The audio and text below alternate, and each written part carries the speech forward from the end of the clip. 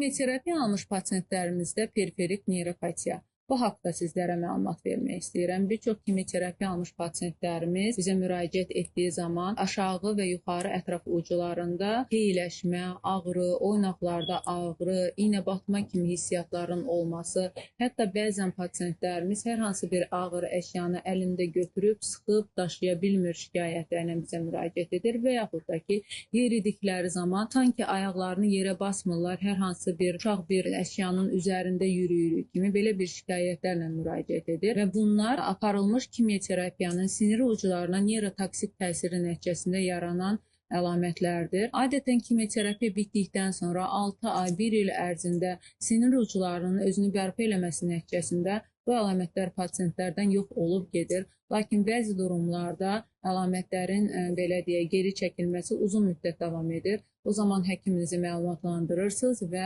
ehtiyac olduğu halda nevropatoloqun konsultasiyasına müraciət edirsiniz.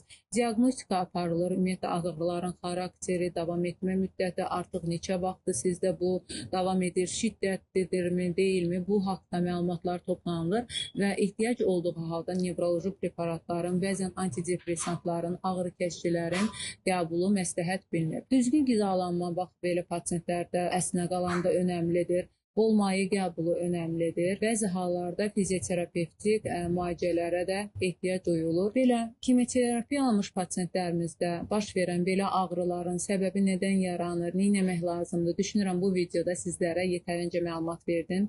Hər birinizə sağlam olmağı arzu edirəm və burada bir şüarı qeyd etmək istəyirəm ki, erkən diaqnoz həyat qurtarır.